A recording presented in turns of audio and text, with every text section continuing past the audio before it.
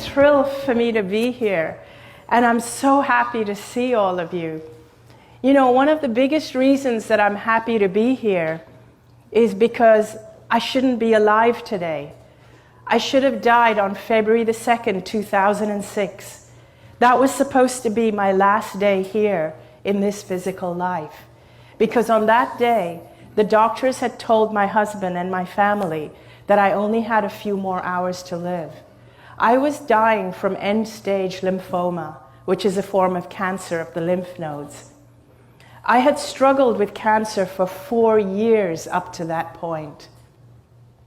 For 4 years, this disease had devoured my body. It had traveled through my lymphatic system. It started with a lump in my neck, and then it spread throughout my lymphatic system. And by that point, by the end of 4 years, I had tumors, some of them the size of lemons, that had spread from the base of my skull, all around my neck, down into my chest, under my arms, and all the way to my abdomen. By that point also, even before I had gone into the coma, my lungs had been filled with fluid. And every time I would lie down, I would choke on my own fluid. My muscles had completely deteriorated, so I weighed about 85 pounds. I looked like just a skeleton with skin on.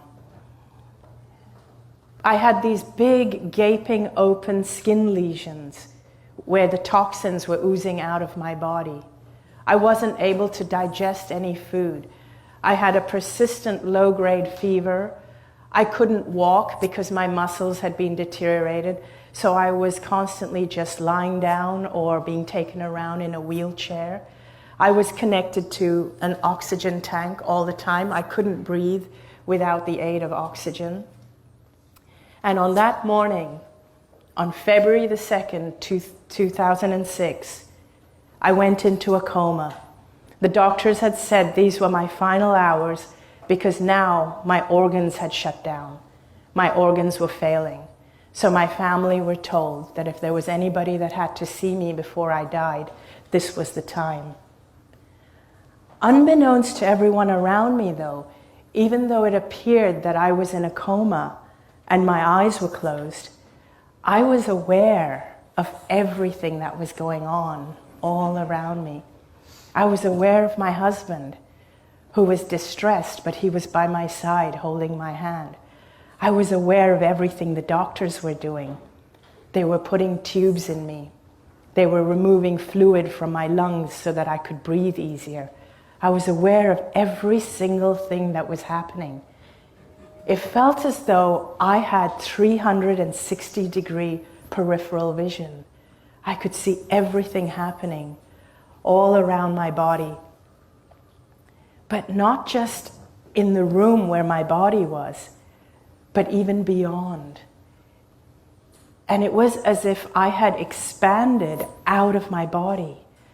I was aware of my physical body. I could see it lying there on that hospital bed.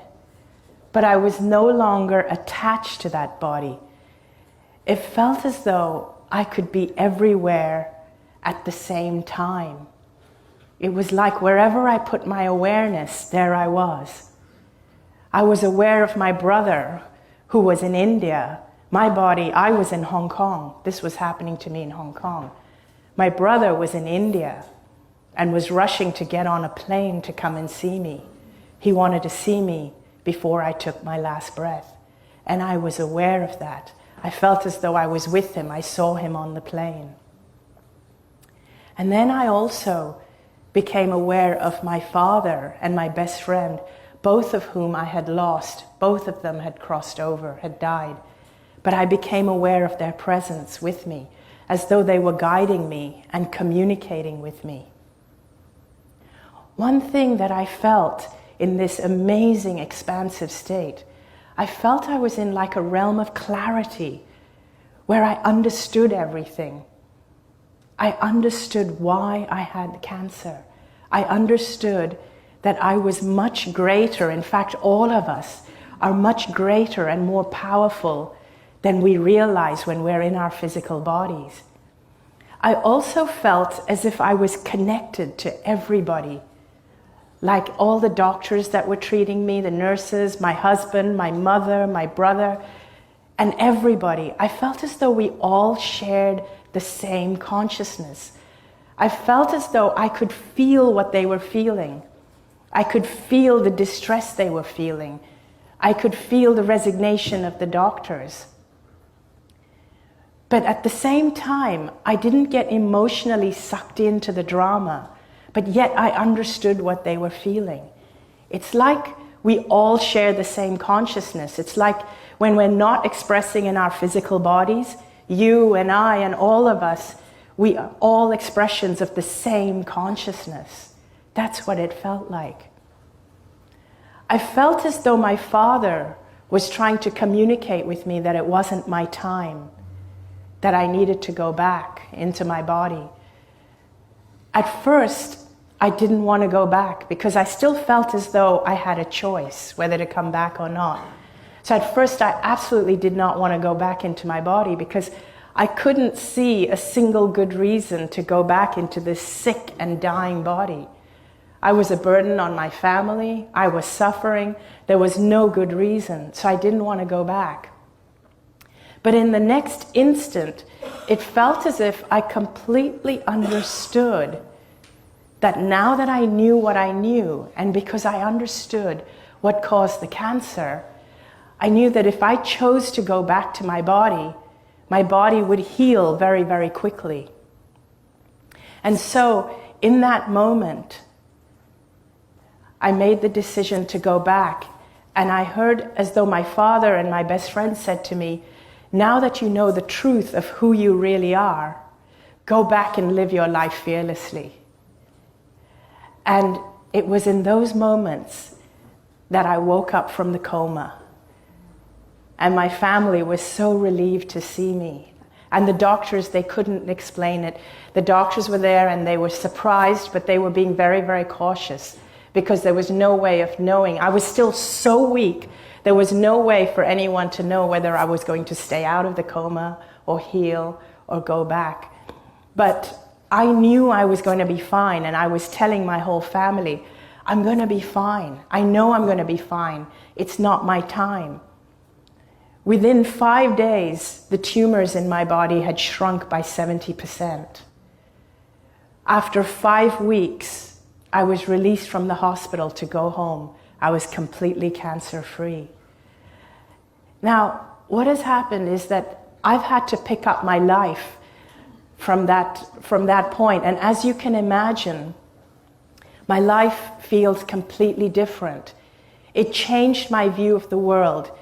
That experience changed my view of our physical bodies, of my physical body, of illness, and how I perceive the world. I found it very difficult to integrate back into life again after that experience. And the best way I can think of to explain what it feels like would be to use metaphors. And a metaphor that I like to use is one of a warehouse. I'd like you to imagine, if you will, that we are in a totally darkened warehouse that's pitch black. Just imagine that right now you're in a warehouse that's completely pitch black and you can't see anything because it's so dark. You can't see anything in front of you anywhere. But imagine that in your hand you hold a little flashlight, just a little flashlight, and you switch on that flashlight. And with that flashlight, you navigate your way through the dark. And you use just the beam of that little flashlight to navigate your way in the dark. And everything that you see in the warehouse is only what you can see with the beam of that flashlight. Now imagine if the beam is shining over there, all you see is what's over there. Everything else is in darkness. You shine the beam over there, and all you see is that spot there. Everything else is in darkness except for the light of the beam. Now imagine one day, big floodlights go on. So the whole warehouse is illuminated. And you realize this warehouse is huge. It's bigger than you've ever imagined it to be. And it's lined with shelves and shelves and shelves of all kinds of different things. Every kind of thing you can imagine and things you can't even imagine all exist on these shelves, side by side by side.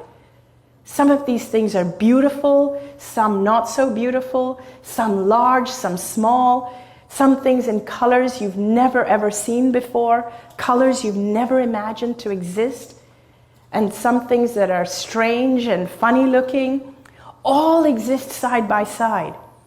And you've seen some of them before with your flashlight, but many of them you've never seen before because your flashlight had never shone on it. Now imagine if the lights go back off again and you're back to one flashlight.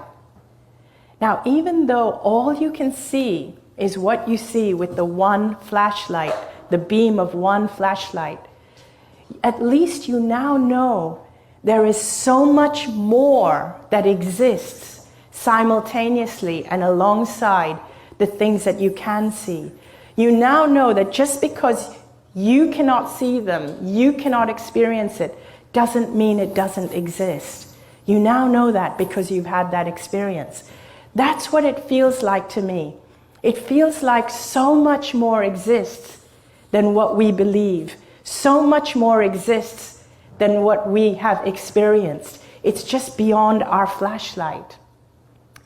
And just to help you understand that a little bit better, I'd like to try a little game, a little experiment with you.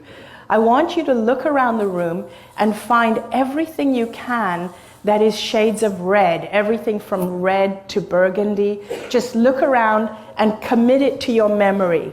As many as possible, commit it to your memory, because I'm going to ask you to recall it. Okay, close your eyes, face the front. Now, how many things can you recall that are blue in color? Almost none. Think about it, almost. Now open your eyes and look around. See how many blue things there were that exist alongside the red, but you didn't even notice it. You didn't see it. Why? Because you weren't aware of it.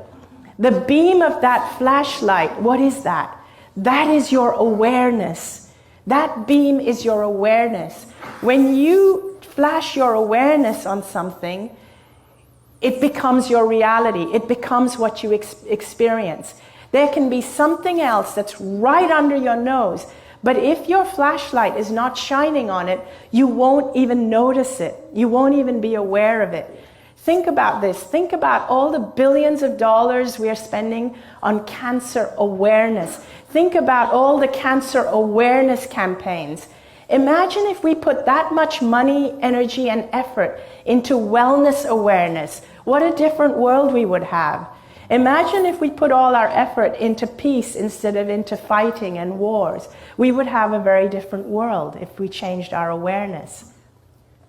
To bring it down onto a more personal level, I want to share with you the 5 biggest lessons I learned from this experience. Number 1, the most important thing that I learned, the most important thing we have here to focus our awareness on is love. That is number 1. And when I say love, it's very easy to say, or for us to say, we need to love other people. But one of the things I learned is that one of the reasons I got cancer is because I didn't love myself. That's hugely important. When we love ourselves, we value ourselves. When we value ourselves, we teach people how to treat us. When you love yourself, you find no need to control or bully other people, nor do you allow other people to control or bully you. So loving yourself is as important as loving everybody else. And the more you love yourself, the more love you have to give other people. Number 2, the next biggest lesson I learned was to live life fearlessly. Most of us are brought up on a diet of fear. We're taught to fear everything. I used to fear everything. I used to fear cancer. I used to fear eating the wrong foods. I used to fear displeasing people. I feared just about everything. I feared failing, and most of us are brought up fearing everything. And people think that fear keeps you safe. That's actually not true. love keeps you safe.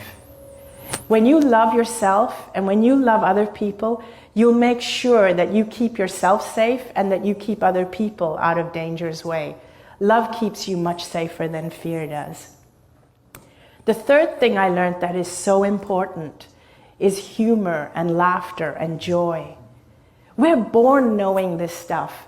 We're born knowing that it's important to laugh because that's what kids do all the time. We're born knowing love and fearlessness, but it gets conditioned out of us as we grow up. Laughter is so important, and humor and finding your joy in life. It's more important than any other spiritual activity that you can think of. If we had more laughter, in fact, if even our politicians learned to laugh, we'd have a very different world. And if we had more laughter, you would have less people with illness, you'd need less hospitals, and you'd need less prisons as well. The fourth thing I learned is that life is a gift. It really is. Most of us live our lives as though life is a chore, but it shouldn't be that way. And it's unfortunate that only when we lose something that we value do we really realize the true value of it. And it took me losing my life to realize the value of my life. And I don't want other people to make the same mistake, which is why I'm standing here sharing my message. Because I don't want people to realize when it's too late the value of their life. And your life is a gift. Even the challenges that come to you are a gift. When I had cancer, that was the biggest challenge I could ever have. But today when I look back on it, I feel it's the biggest gift I could have had. People think that the cancer, or even I thought the cancer was killing me. But actually, I was killing myself before I got cancer. The cancer saved my life. All your challenges are gifts. In the end, you will in the end, you will always find that your challenges are a gift. And if you're in a challenge and it doesn't feel like a gift yet, it means you haven't got to the end yet. The fifth and final thing, which is so important that I learned, is that the most important thing for you is to always be yourself. Be as you can be. Shine your light as brightly as you can.